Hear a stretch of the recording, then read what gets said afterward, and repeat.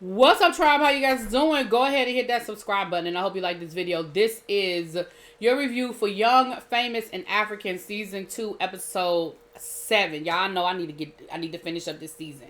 But, child, everybody decided they're going to take a trip to Cape Town, South Africa. Now, let me tell you something. South Africa is definitely on my wish list. It is, and after seeing this episode, oh my gosh. Cape Town is so beautiful. And I was trying to decide next summer between going to South Africa or going to Thailand. I'm going to have to make my decision by the end of the month so I can let my people know who I'm going to invite to come with me. But baby, it is definitely on the list. And this definitely, this episode. And they're going to be in Cape Town for a whole week. So I'm sure we're going to get more sights. But baby, that when they took that trip up to the top of that mountain and they had that overlook. Oh, God, it was gorgeous. Anyway, so everybody is there. First of all, they talking about where's Annie. Child, Annie ain't coming. I don't know if and or when Annie is going to show up. But Annie is over all of y'all and y'all shenanigans. She want to go into her love bubble. Shout out to Real Housewives of New Jersey. Her and Tubaba, what's his name? Tubaba. They want to go into their love bubble and they don't want to pay attention to none of y'all, okay?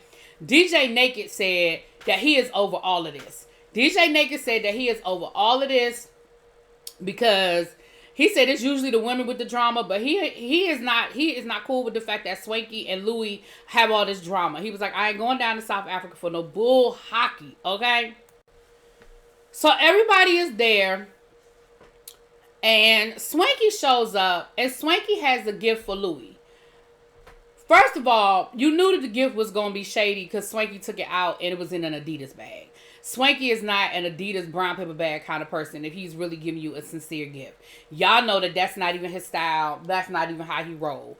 I don't even think Swanky would give a gift to the person that just washed his car in a brown paper Adidas bag. That's just not how he roll. Matter of fact, where did you even find a brown paper Adidas bag from, Swanky? Because I know that you probably don't even have no brown paper bags in your house, okay? So you knew it was going to be shady. So it was a t-shirt. It was an Adidas t-shirt. And on the back, it said something about 78 people in you, 1K. Some shit. I didn't even know I didn't get it. I watched it 3 or 4 times. I was really trying to figure out what the shade was. I don't know what it meant. I don't know if he was talking about the insemination situation. I don't know where that was coming from. I really didn't understand the shade. But everybody did. Everybody else did. And they talked about how horrible it was and how they were all embarrassed for Louis, and everybody sort of felt like what Swanky did was just lowbrow, right?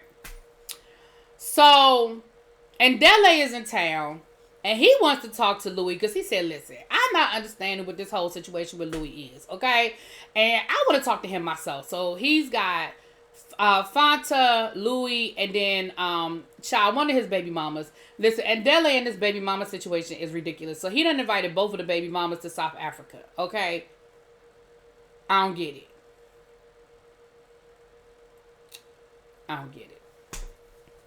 So, and Dele is trying to find out what the deal is. So they get to talking about it. And Fanta was like, well, you said that you wanted to have a baby with Zari. And you said this and you said that. And Louis was like,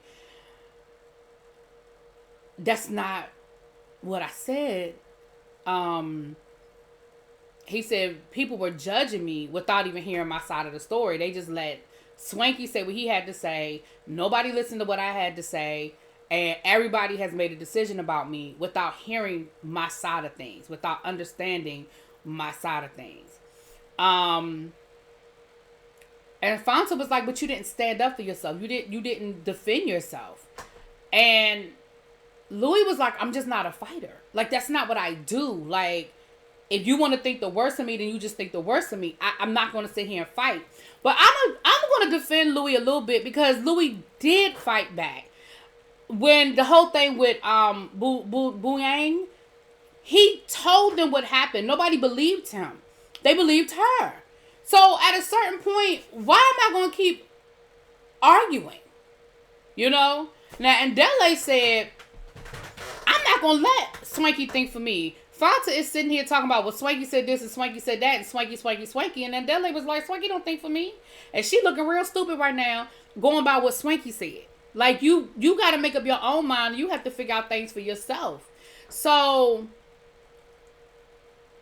Rosette that's the baby mama that he don't want to be with, but he said he claims they're such good friends. She keeps throwing out jokes about them getting back together. He was like, I don't know whether she means it or not. She mean it. She means it. She absolutely means it. Now, whether you catching it or whether you want to catch it, another conversation altogether. But please be sure that she means it. Okay? And that's dangerous. You got to be careful because he wants to be with the other woman, so he claims. Okay? So, while this is going on, the rest of the crew is down at the beach. Okay? And I hate to say this, y'all. I'm going to be very careful in how I say this because I don't want to accuse nobody of nothing. But something that was brought up to me last year was that a lot of women in Africa and the Caribbean, Spice talked about it, they take certain medications.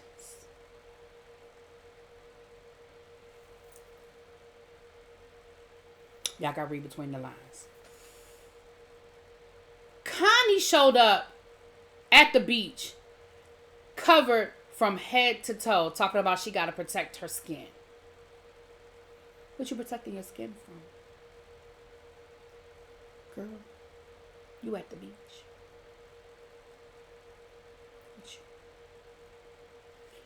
Anyway.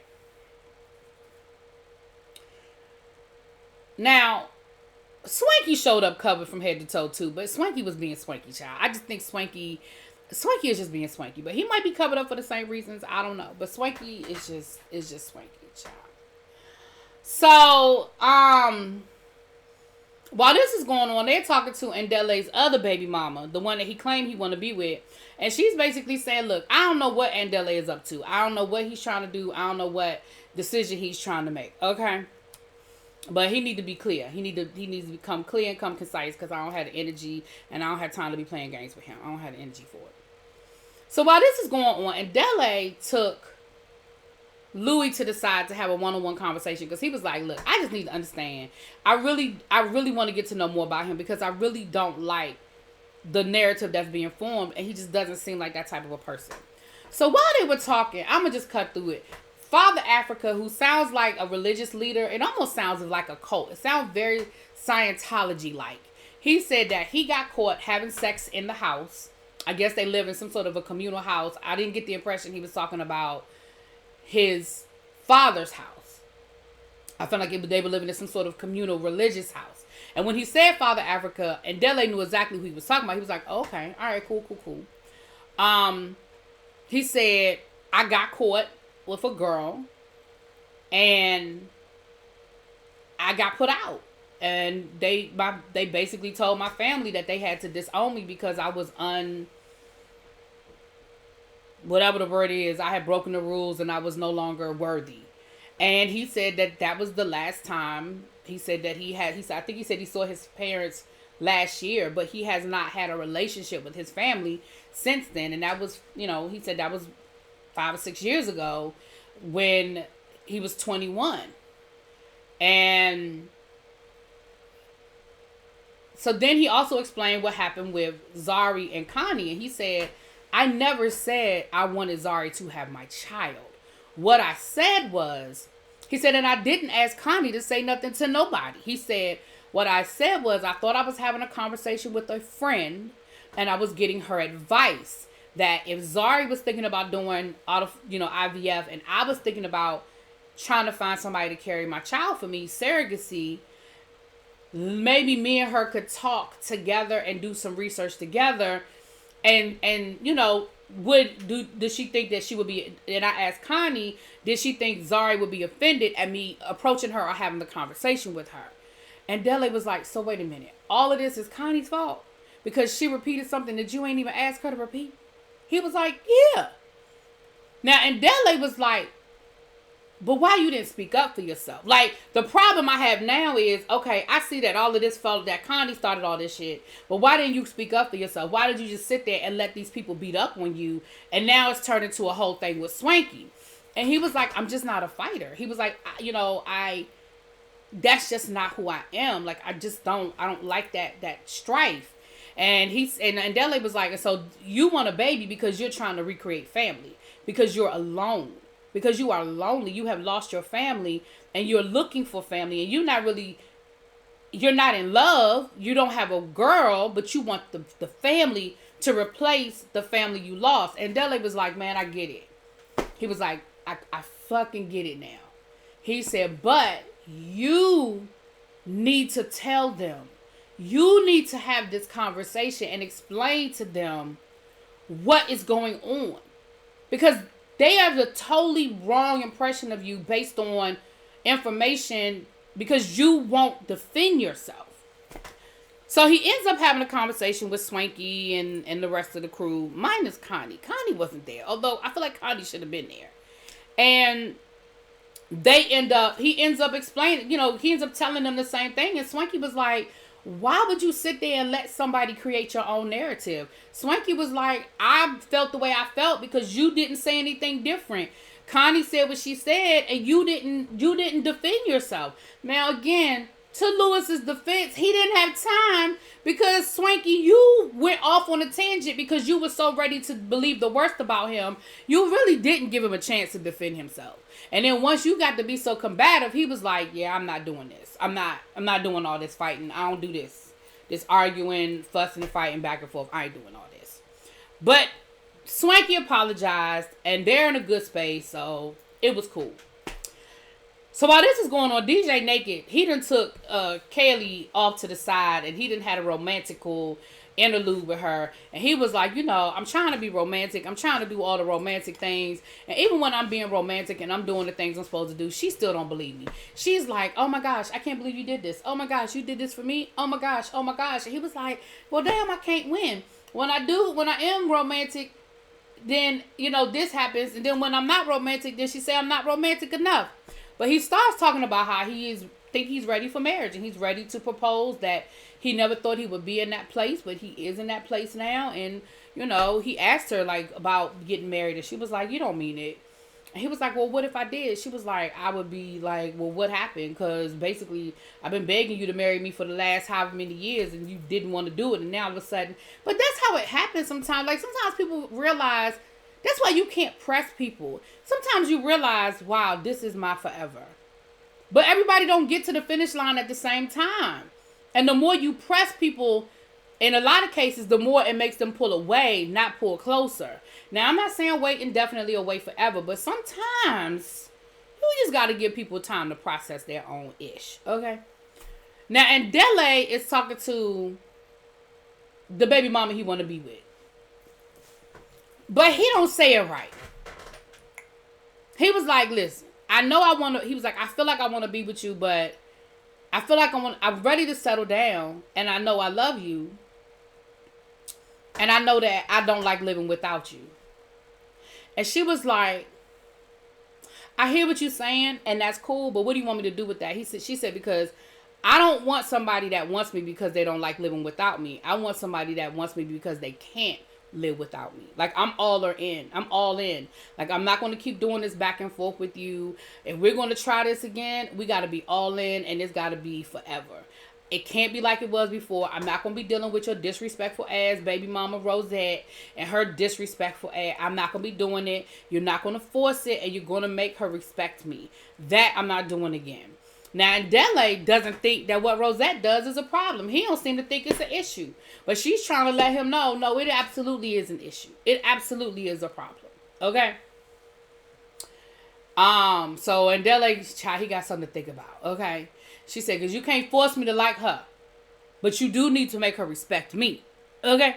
Especially I'm from your woman. Okay?